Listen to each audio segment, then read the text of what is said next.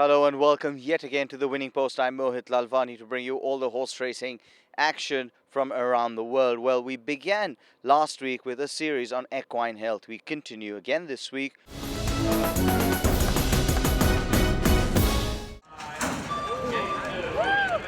The equine anatomy is a fascinating study. Most don't know that while a cheetah may be the fastest animal in the world over about 100 yards, it's actually the thoroughbred that is the fastest land animal over a distance, namely a mile and a half. A man-made experiment gone right, much depends on their fascinating limb structure. Consider that there is no muscle on a horse's limb below his knee. Dr. Curry from the Singapore Turf Club explains the implications. The horse basically stands on our middle finger, the equivalent of our middle finger. And so this is the foot, this is the fetlock. This would be the horse's foot, this is his fetlock. And the cannon bone, this longer bone, is this here bone called the metacarpal, third bone. And the two little splint bones are vestigial metacarpal 2 and metacarpal 4. And so a horse stands on this finger like this and travels at high speed. Now, one of the benefits of having very long bones without muscles is it then has elastic property that allows it to go faster. So animals that can travel faster all have longer metacarpals and metatarsals and phalanges than we do, which is phalanges, metacarpal. Now, we're not as fast as a horse. Obviously, we got short little bones in that area. So we're stronger, but they're faster. So they have ligaments and tendons that support that whole structure. The whole horse is standing completely on this one finger, and the ligaments and tendons support that weight. So they're under high pressure. You can do small things that will change the forces drastically on those tendons and ligaments and cause injury. One thing that's very simple to understand is if you make the heel, the foot angle quite low, so you put it more like this, you can see the pressure increases even on my finger. And if you do it yourself, it increases the tendon and ligament strain here. So inappropriate farrier work can lead to increased strain on ligaments and tendons and play a role in injury. The other thing, they're traveling at extreme high speed, so they're traveling 70 kilometers an hour and they have 1 foot landing on the ground, taking all the pressure. That's 480 kilograms at that speed. That's a lot of energy to be transferred from kinetic to potential. So it takes it and stores it, absorbs all that shock and all that force in the ligaments and tendons and the bones. So they share it. Injuries in horse racing are common considering the stress that these athletes undergo. Some can become quite serious. So you get ligament strains, ligament tears, ligament ruptures, tendon strains and tendons tears and strains, and more often we get what's called a core lesion. I have a picture of a core lesion right here. You can see this circle inside the normal superficial digital flexor tendon. This is responsible for flexing the leg, and so that has become overstrained and torn. So you get some bleeding in that area, which leads to that core lesion. But people commonly refer to a core or corded tendon. That's what it looks like. It is one of the most common injuries to ligaments and tendons. Horses also hyperextend at that time, so the forces are shared by the ligaments and tendons and by the bones. And of course, ligaments are connected bone to bone, but tendon is connected to a muscle, so the muscle has an effect too. And if you think about it, if you're running very fast, as you get tired, your muscles get weaker, kind of like you're lazier, so now the muscle component becomes less. So as they get tired, that's when they're more often going to get a strain to a ligament or tendon or damage a bone. So it's always towards the end of a race or when a horse is not fit, they'll get injuries to this. Treatment can be varied. It requires intervention and lots of management. Technology is also playing a major role along with controlled exercise. So tendons and ligaments are a very big source of frustration for owners and trainers and vets alike, because you can have a small lesion that will get better and you can have a small lesion that doesn't, and vice versa. You can have a very big lesion and won't get better. So it's still a little tricky to say how long. So we have these protocols where We used to just take a horse at a tendon ligament injury and put it in a field for 6 months and bring it back to racing and start training straight away, but that didn't work very well. So now what we'll do is we'll stall rest them for 30 days, re-ultrasound, and see the state of the tendon, see if there's any evidence of healing or if the core lesion has become bigger. If it's become bigger, we keep them in a stall longer. If it looks like it's healing, we'll start to hand walk them 5 minutes a day for every day for a week, and then increase that by 5 minutes for 6 weeks. So at the end of 6 weeks, they're walking 30 minutes a day, hopefully on some firm surface, controlled surface like macadam or concrete, asphalt, treadmill. No, we don't get them on the treadmill that early, but that will come later. So they start walking, and then we'll re-ultrasound them. And if there's good evidence of healing, it's still progressing in a positive way, we'll allow them to now take a rider for 5 minutes under controlled conditions, and do that for 6 weeks until they get up to 30 minutes of hand walking and 30 minutes of walking with the rider. And then if they get their next ultrasound and they get trotted and everything's going in a good direction, we will put them on a treadmill or start doing some cantering work. So it's very controlled exercise, because the tendons and the ligaments and the muscles, they all have to become retrained and also have to become re-strengthened by what's called Wolff's principle, and that means the more work you put on it, the stronger it gets. And that's why when we used to put them in a pasture for 6 months and bring them back, they would be more likely to re-injure, because they never got re-strengthened. So they look great, but there's no strength. And now, when a tendon and a ligament heals, it never gets back to the original strength. Where bones, they'll go back to the original strength. Tendons and ligaments, they don't go to original strength. And that's a real concern, because if they weren't strong enough in the first place to hold up, they may not ever be strong enough to hold up again. So you have to really train them very delicately and watch them for every sign of pain, and then pick your battles. What races, what distance, what. Dr. Curry has years of experience which has helped find a balance between treatment and management. That's exactly accurate to what we have, but we have no choice. We do have to treat the symptoms. A lot of times we won't really know the root cause. Was the horse tired for some reason, maybe had a virus that day, or did he take a bad step, or did he knock his leg when he's working, causing a traumatic injury? Typically the ones that occur in the center are just overstrain injury. The ones that occur on the edges, like that one, can be due to interfering with himself, just hitting his leg as he's running.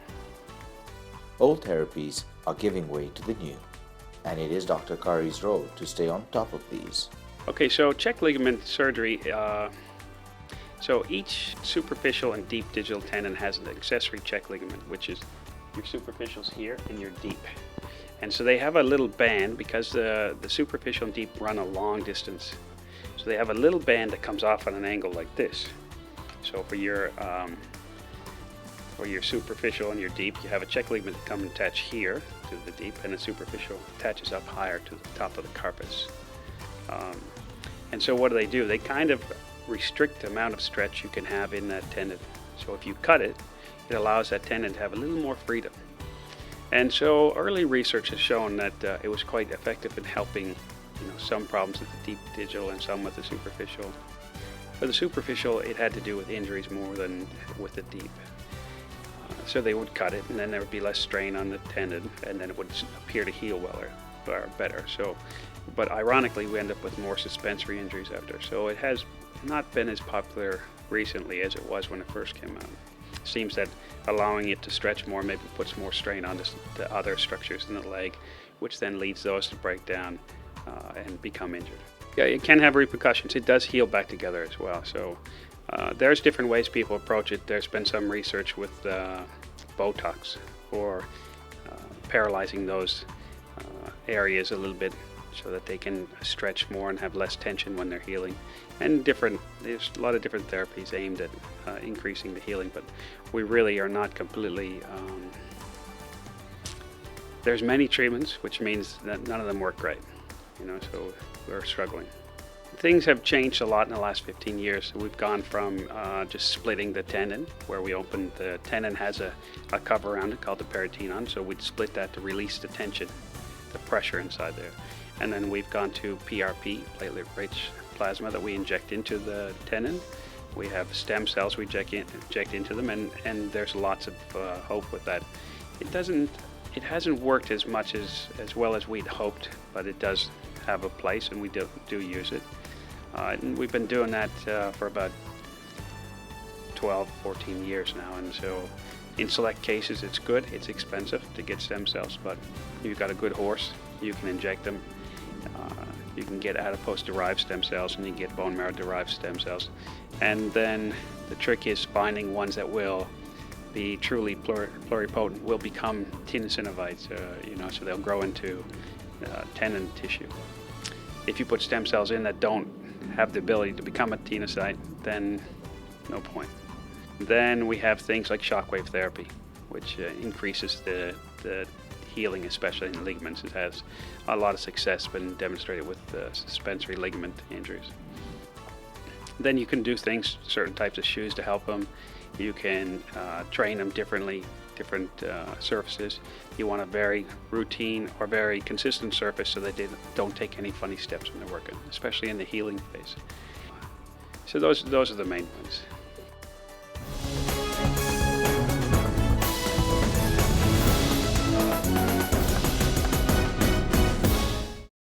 With a week to go before the Group 3 Jumbo Jet Trophy at Kranji, the anticipation of a great match race had set the racing community in Singapore alive. Last year's Derby hero Spalato from John O'Hara's yard was expected to lock horns with this year's second-place Derby runner War Affair from Alban Tarn's yard in the 1400-meter contest on the 6th of September. Unfortunately, it wasn't to be, and even as War Affair was scratched by the vets, it was left up to Spalato to take on a field of 6 opponents, which included Darcy Charmer from Michael Clemens' yard. Darcy Charmer was taking on company of this quality for the first time in his life, and if nothing else, he would be better for the experience with Barnum in the saddle. Spalato had been given time off after last year's disappointing trip to Hong Kong, and on his return a month earlier had stormed home in the Woodlands Handicap, a Group 3 race over 1200 meters. They're racing in the Woodlands. El Milagro from the inside came away quickly. Spalato with plenty of early toe as well. Hooker Falls, Brilliant Dealer just off them and going up wider, Happy Money. They were followed by Davide over on the rails ahead of Hypernova. Over on the fence is Golden Sandsteed. Getting back was Cavallo, and back at the tail of proceedings is Valavole. They're about to draw off the back now, a fraction over 800 metres to go, and El Milagro keen against Cutley shows the way. Over Spalato in second. Hooker Falls third over on the inside, Happy Money, then Brilliant Dealer. Hypernova's trapped out 3 wide. Next of all then is Davide over on the inside and a little tight for room from Cavallo going up wider. Then Golden Sandsteed and Valavole. Top of the straight, 500 metres to go. El Milagro's done it well in the lead. Up on the outside, Spalato gets to within a neck as they turn in. They were followed by Happy Money. Then Hooker Falls, who's enjoyed a lovely run. Hypernova, Cavallo are down the outside. Nunez gave the champ a little bit of rain here, and Spalato dashed away. Inside the 200, Spalato by 4 over Hooker Falls. Cavallo down the outside, but it's been worth the wait. Spalato's going to spank them in his first run in 2015. Welcome back, champ. Spalato cruises home to win by 5. Today when I went to the bear, he just like showed me his back. He's giving me a very good feeling. So it's different horse, the horse I rode in Hong Kong, and he's such a good horse. Well done for the connection. Bring this horse back, they take time. Dave, John, they've done a great job. He's a good horse, pull up fine, and the last probably 100 meter I just hold him and not let him go, but he's a good horse. We see how he's come back later on because today I think he's probably just like 8%. So, but we will see him late on there, I think. In true Spalato style, he steamrolled the opposition, which included some of Singapore's best sprinters in Cavallo and Hooker Falls. Even as his connections made their way to the presentation arena, they could not have been more pleased with the fact that their champion was back and as good as new. And we'd now like to invite Mr. Suresh Nair to present the prizes for the Woodlands Handicap to the winning owner. And representing Graham Mackey, please make welcome Trish Donnell.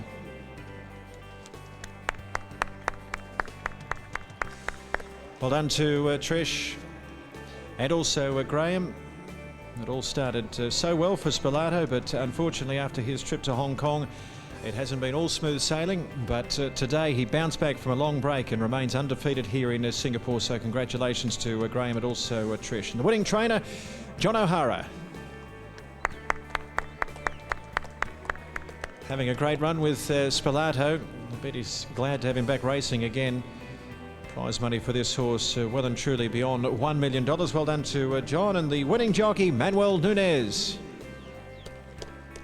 That's Manuel's sixth ride on the horse for his fifth win, and Spalato, after his win today, joins the honour roll for the Woodlands Handicap, which includes horses like El Padrino, Atto and also the great Rocket Man. But Spalato certainly sits nicely on that honour roll. So invite all the connections to jump up on stage for the group photograph following the magnificent return of Spalato.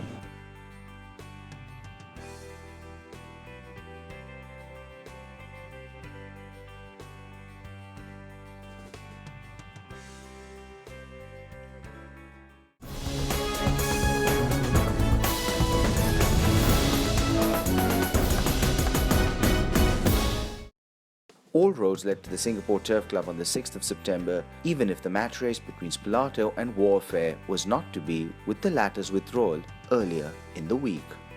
However, it did not stop racing fans from making their way to Kranji to witness a resurgent Spalato take on some promising sprinters in the Group 3 Jumbo Jet Trophy over 1400 metres. While Darcy Charmer proved to be the best of the lot, none were any match for the champion Spalato, who went to the lead out of the gates. Gates are back, they're racing in the Jumbo Jet. Spalato quickly into his stride, has gone up on the inside of Excellent One and taken the lead. Born to Fly gets into third. They were followed by Darcy Charmer the outside, about 4 lengths away to Knight's Command, and Gold Rutile slipped back on the inside to the rear. Nunez takes a couple of holds here on Spalato and it charges away, led by a length and a half. Excellent One in second position, being niggled to stay there. They were followed by Born to Fly, then came Darcy Charmer. A gap away to Gold Rutile, then came Knight's Command. Through the first sectional in 25-25, a little bit more rain and that races away Spalato. Down the side, 800 metres to go. Spalato by 5 lengths over Excellent One. Born to Fly over on the inside, 2 lengths off to Darcy Charmer, Gold Rutile. Then came Knight's Command, 600 metres to go. And Spalato flies along. He led by 5 lengths at the top of the lane. Over on the inside is Born to Fly. Excellent One being ridden on the outside. Then Darcy Charmer, Gold Rutile. And well back is Knight's Command into the stretch, 350 metres to go. Spalato still by 4 lengths over Born to Fly. Excellent One stays on surprisingly well. Darcy Charmer down the outside, followed by Gold Rutile, but Spalato still a long way in front. Down the outside, Darcy Charmer begins to run on. He sits up nice and early, Nunez, and Spalato's wins by 2. Spalato over Darcy Charmer. Third's going to be the most interesting aspect of the race. It's a photo between Gold Rutile, Knight's Command. Looking at the way he won today and the last start, I'm sure it's behind him, but we still have to keep a watchful eye over it. Yeah. He's a lovely horse. He's a good horse, and sorry for the Warfare connection. I think everyone was waiting to see those two horses run today, but you know, it's more feeling my horse too good. I just didn't took him to the front, and he just too good for them. But today he was a bit keen. He just want to go all the way, but he's the best horse in the race. I think everyone want to see today. Probably was the day to see over 1400 meter. You know, we have to respect Warfare. He's a good horse, but my horse, you know, is a kind of horse. No need to prove anything. He proved already what he does here. So yeah, unfortunately couldn't be to Warfare today, but hopefully next time we see Kranji, see how it's going. Spalato has the rest of the year ahead with fresh legs under him, and with his versatility is going to be a threat for the honour of Horse of the Year by Christmas. He has never been beaten at Kranji, and with over $1 million under his belt so far, has proved to be a real rainmaker for his connections. I'd like to invite Mr. Shabir Hassanbai to present the prizes for the Jumbo Jet Trophy to the winning owner, and representing Graham Mackey, please make welcome Trish Donnell. Well done to Trish and also Graham, and as I understand, Trish would like to say a few words. Good afternoon. I'd really like to say thank you from Graham and our son Cameron and I for the opportunity to race our lovely horse in Singapore, and thank you to everybody who's helped him along the way, and there are many of those people. Thank you so much, and good luck for War if there's injury. Well said to Trish Janelle, and congratulations go to the team there, and a lovely trophy coming your way as well. And it is the Jumbo Jet Trophy, a race that's been won by some of our very best horses in recent years, horses like Waikato and Super Easy. And this year it's Spalato who wins the Jumbo Jet Trophy. Congratulations go to Graham Mackey and also Trish Janelle. The winning trainer is John O'Hara. Congratulations go to John. Terrific horse he is, Spalato. And he adds another feature race to his terrific resume. And the winning jockey, he sits on 99 wins in 2015, Manuel Nunez. It's a chance at his 100th win in the next with Mr. Spielberg, but he savours the moment of yet another feature race win on this horse, Spalato. Simply too good in the Jumbo Jet Trophy.